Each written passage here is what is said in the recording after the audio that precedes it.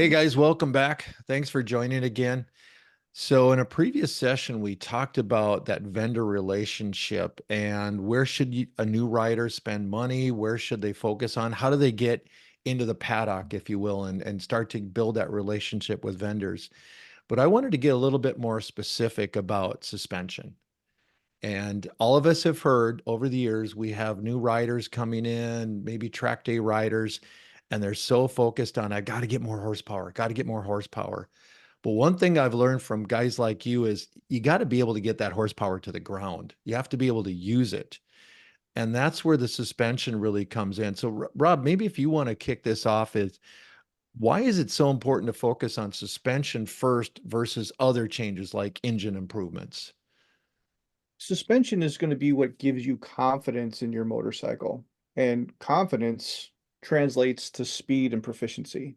And so if you have the fastest bike on the grid, but you're scared to turn it in, well, everybody's going to pass you in the turn, right? And so ultimately the best combination in the end is to have all of it, but primarily you want to start with making sure you've got good fresh tires that are going to grip the track appropriately and suspension that's going to complement those tires to give you the confidence to be able to go fast.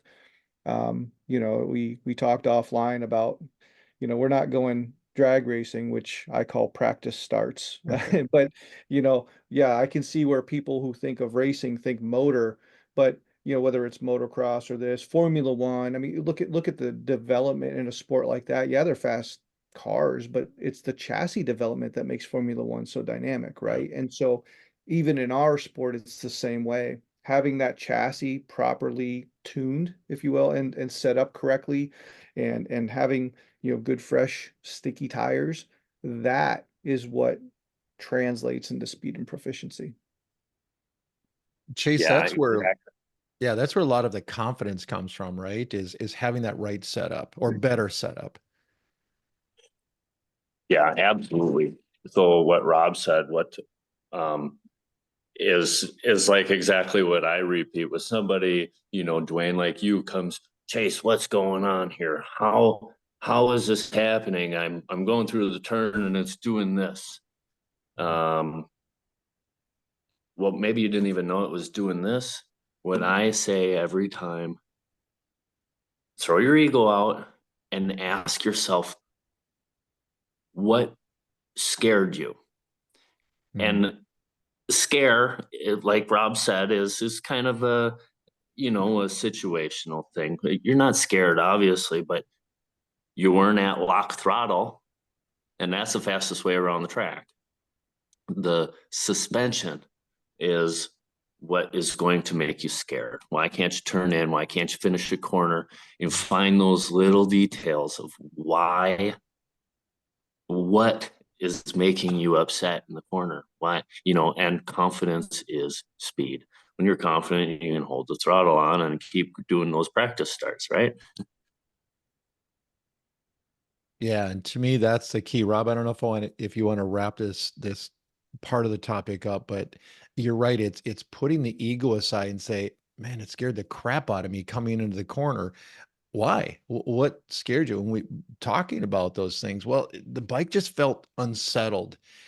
And all of us kind of learn that language. And we start off with describing a watermelon as this weird shape. And then we start to understand how to apply some of the texture and the coloring and stuff.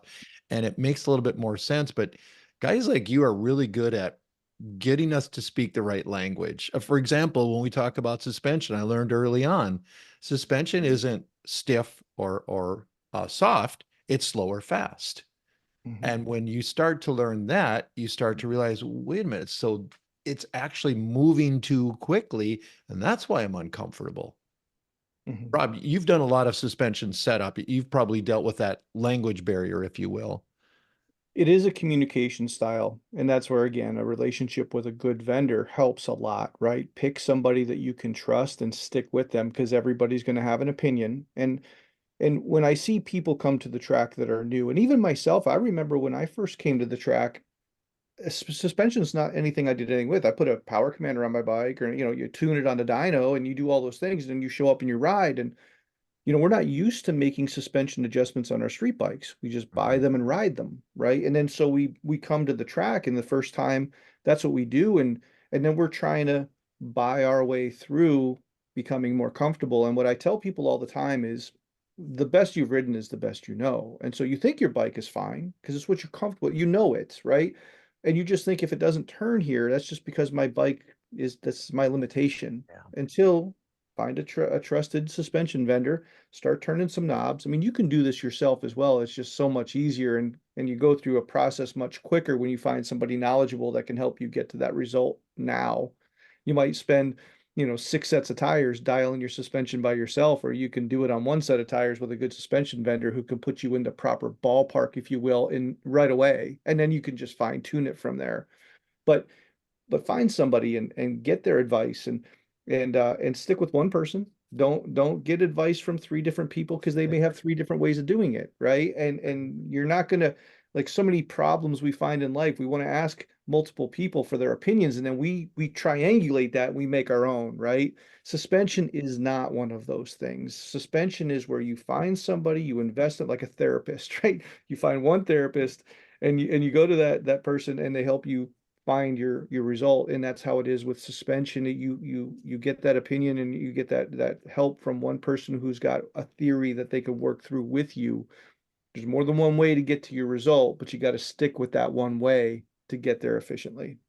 I was laughing while you were saying that, Rob, because I'm going through physical therapy for a neck issue, and the therapist has me doing this thing with a strap on my head and all this stuff. And I'm like, how can that possibly help?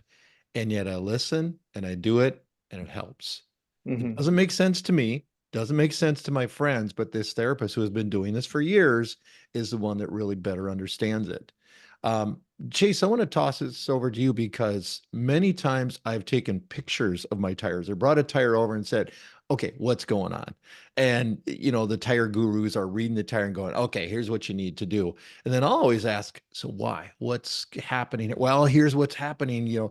So what are some of the key things that people would start off with if they bring a tire over to you, or they come in and tell you something about, here's what it's doing in the corner? What's the starting point for that conversation? What's your tire pressure when you came off the track? Mm, yeah. Why that? Why tire pressure? Um, well, if your tires are flat or overinflated, they're going to give us false readings. If we're trying to dial in your suspension when you're riding around on 15 pounds of air, it's not going to work. And if all of a sudden I think, oh man, my suspension is really hard. It's just so fast. I can't do anything with it. Well, was your rear tire 45 pounds? That's happened to me. I didn't Yeah. check my tire pressure, took the tire from the tire vendor. They'll air them up and seed the bead, but it's up Right. to you to check your pressures before you go on track. So what's your tire pressure would be the first thing. Um, probably second thing I'm going to look at and take into consideration is compound and the weather. Sometimes if you mismatch those two, you're not going to get a good result or a read anyways, because you're starting behind the 8 ball. Um, and then past that, I would just kind of physically take a peek at your suspension. What's your geometry just kind of look like? And maybe what your preload is doing. If you're bottoming out, or if you're using all of your spring, or if you're not. Yeah. So, Rob, I thought that was really interesting how I brought that to Chase, and the first thing he went to was tire pressure, because to me, it's kind of like saying, well, I'm getting really poor gas mileage on my car. Well, okay, you're running in first gear all the time. Of course you are. So it's Hmm. starting with that. But let's say tire pressure is pretty good. And by the way, Chase, I like to call that when you add extra air to, as you said, to seat the tire properly, we call that bonus air, because we never have to add air when you get a tire from a vendor. You're always taking it down. But that's something you have to remember, is the vendors are going to overinflate the tire purposely to better seat it, and you get bonus air. You don't have to go back and say, And I need an air tank. You're taking air pressure out. exactly. That's really the point and the purpose. A more inflated tire heats up faster. Molecules are closer together, transfer heat, and you'll get your actual wheel warm. But B, as a racer, if I take my tire over and put it on the warmer and then check my tire pressure before I go out and it's low, I add cold air to it. What happens? I screw everything up. You want to take air out, warm it up, take air out, warm it up, take air out. Yep. So Rob, I come over to you and ask you for advice, and my pressure's pretty good. At least I'm monitoring it and working through it. What's next?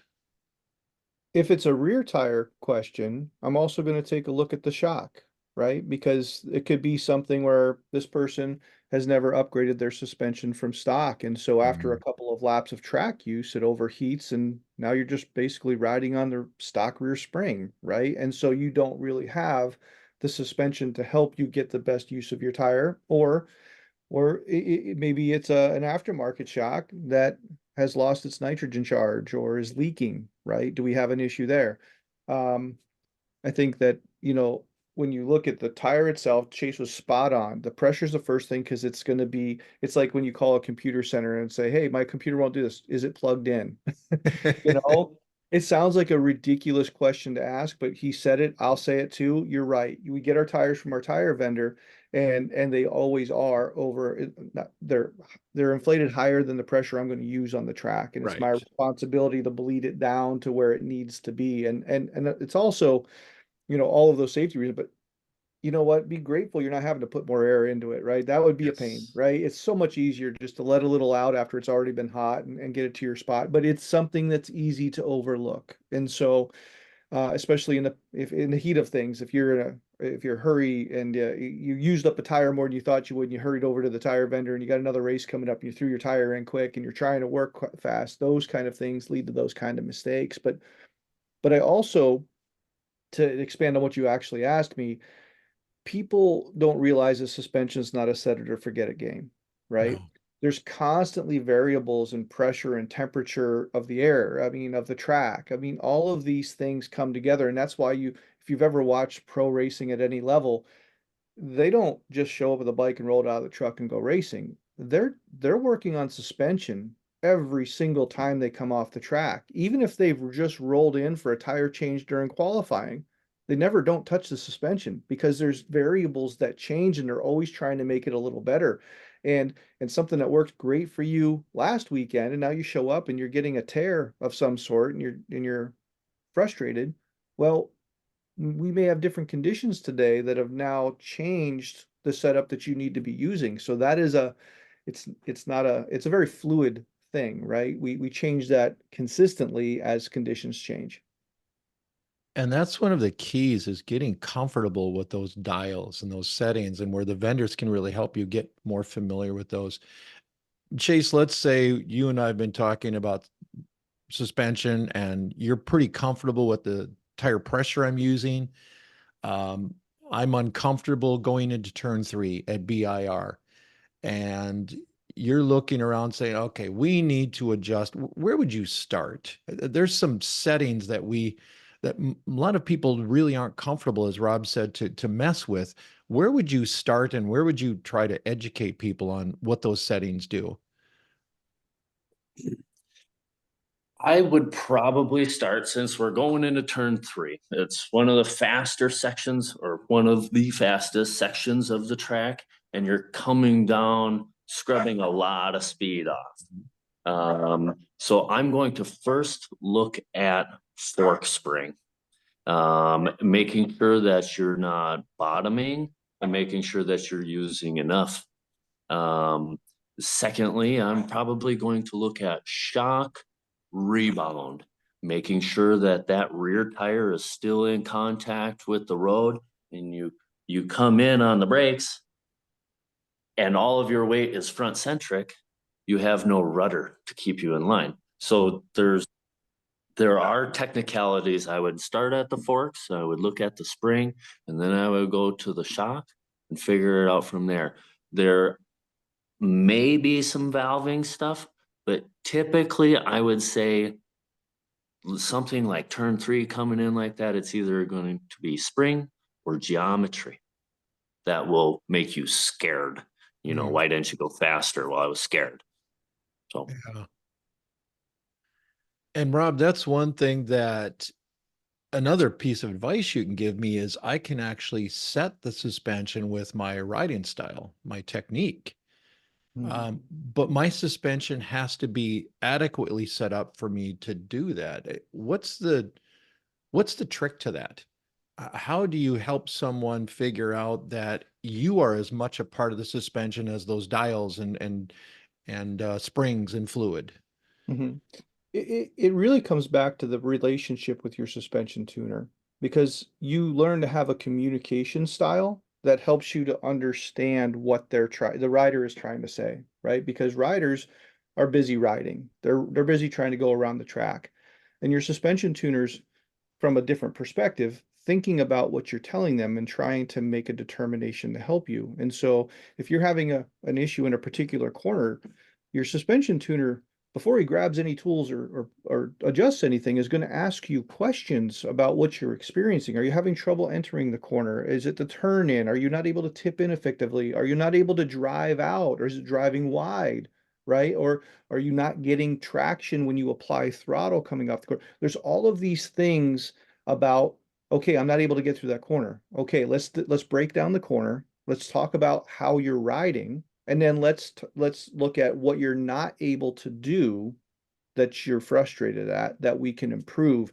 And based on that conversation is where those settings and so some of those changes start to take place because understanding the root cause and to your point, some of that is, hey, you're not getting off the bike well enough, or you're in a quick switchback section and you're sitting in the wrong part of the bike, or you Mhm. haven't you haven't prepared for the corner. You're making too many movements on the bike mid corner because you didn't get set up before you got into the corner, right? So it's not always just a knob to be turned. It's also the knob could be the guy twisting the throttle, right? I mean, so and that's really that relationship with that suspension vendor that can speak to somebody in a trusting manner that they know that they have their best interest in mind and they're working on the entire package, not just, hey, I'm going to talk to this guy for my forks and that guy for my tires and this guy for my shock. Yeah.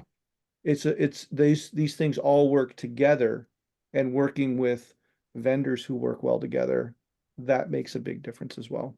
Yeah, you make a great point about it's back to that building that relationship. I've learned so much from guys like you that I couldn't hold a candle to the knowledge you guys have, but I know I was at Chuckwalla a couple of years ago on an R6, and I happened to have the exact same suspension setup as another guy there. And was talking to him, he hated his bike. This thing will not turn. I come out of the turn and it just wants to go wide every time. And rather than looking at a suspension, I said, well, how are you using the brakes? And he Hmm. said, well, as soon as I come into the turn, I get off the brakes and then tip the bike in. Let's start there. Because and then I showed him how to use the brake pressure to keep that suspension working properly. And he came back and he came out over and found me, goes, holy crap, that's a new bike. That's how it's supposed to work. So a lot of times and it's learning that language that I've learned from guys like you about it's not just the dials, it's not just the spring rate, it's not just the fluids, it's a whole system working together. And a lot of the questions you guys are going to ask is, what are you doing in the turn? Not what is the bike doing, but what are you doing in the turn? Well, right. And I always ask people, what do you not like? I don't want Yeah. somebody to say, hey, I need more rebound or I need more spring. Y- Honestly, when you're riding the motorcycle, that's a very tough determination to make for yourself. Now, as a suspension tuner, that's where you really get in your own head because you are trying to diagnose your own stuff out there as Uh, you on ride. track. But it is so much better to have a trusted resource that you can go to. And what you'll find is when you're again, the town square is your tire guy, always is. And then right with the tire guy is going to be the suspension guy, right? Because those two have to work together effectively to provide the best result possible. And so they understand that and they have a symbiotic relationship. Yeah. Chase, that comes back to you started this off with you went right to tires when I asked about suspension. what's so important about that relationship between the suspension and the tires? Because you talked about tire pressure. If you're at 45 pounds in your rear, yeah, it's not going to work. But there's a balance point, right? You're going to be playing with pressures as much as suspension settings, right? Yes, and tire pressure seems to move around daily. What is working premium, what works the best? And actually lately we've been finding at the Pirelli tent, we've been finding that a little more air pressure goes a long ways. It's keeping the tire shapely and it's keeping the profile in the tire when you go in on the brakes. You're not flattening it out or um, That's what I think is interesting is I could ask you um, 2 years ago, hey, I'm running these Pirellis. What should I run the rear pressure at? And I'll get a certain answer. And I might ask later in the day, yeah, it's heated up. It's a little bit different. I would maybe do this. 2 years later, that advice might be different. And it's because just like riders, you guys are learning too, right? You're learning the dynamics, not so much the compounds might be changing, but better ways to use those same tires and suspension settings. And Tire pressures are a baseline setting from your vendor. And so essentially based on the conditions of the day, temperature, track temperature, what compound you're running, what bike you're riding, all of those things come into play. But you, what I've found is that the pressures that your vendor give you also have a range, and those range are a tuning variable as well. So one rider might be running 3 seconds a lap different than another rider. They're running different tire pressures. Now, it's not going to be a significant difference, but as a tuning variable, you'll see a difference possibly in their pressure based on the performance of that they're trying to achieve with that tire. yeah, even half a pound, quarter of a pound can make a difference. I've seen in just in the wear, making the tires last.